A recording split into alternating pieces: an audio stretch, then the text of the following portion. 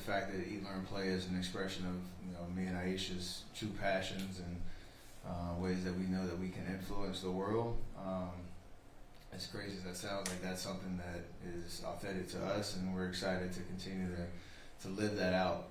It's a part of our life's work, and hopefully it will be for a very, very long time. And whether it's after I'm done playing basketball or whatever the case is, like this will be a part of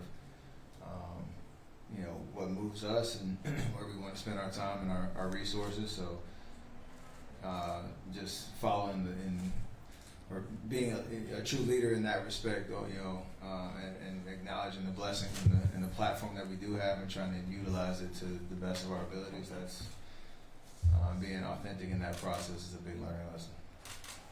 Yeah. Steph and Ayesha, can you just talk about this 4-year journey and where you are as compared to when you first came up with that idea in the summer of 2019? I mean, that's not when you came up with the idea, but when you launched, and just what you've seen this organization do. Yeah, I can speak to it. I mean, and we've talked so much over the years, even pre-Eat, Learn, Play, and so you know us very well. But I would say when we first started, it just was a wild ride. I mean, there's no way we could have thought. We had our rollout plan. We had our strategic plan of what we thought we were going to be able to do in the first 1 to 3 years of Eat, Learn, Play, and then 6 short months later, the pandemic hit, and nobody could have obviously foreseen that happening. But I thought what was so beautiful these past 4 years is that our team and our community got together so quickly and amplified how we could help the community so quickly, and I think it really set the tone for what Eat, Learn, Play is going to look like going forward. But I think along that path, we really discovered who we were as an organization, because we quickly started to realize that it wasn't about reinventing the wheel of what someone like Eat, Learn, Play does. It was more so about being strategic about the partners that we're bringing on to help amplify the work. And so we quickly started to realize that we were dot connectors in a sense, and that it was, figuring out who's, the best right now at transportation and getting things to where they need to be so we can get meals where they need to go.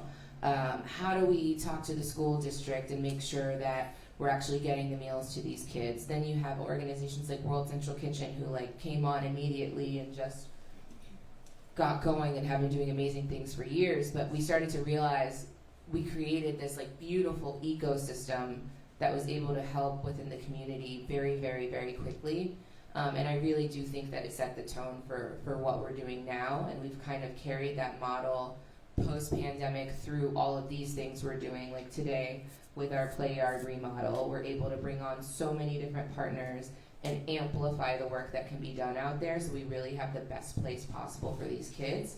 And so I think for me, that's been the most eye-opening thing from these past 4 years, is where we started and what we thought it was going to be. It's become way more than we could have ever imagined, and I'm super grateful. Cool. Can you say more about why you choose Oakland Public Schools to make this commitment?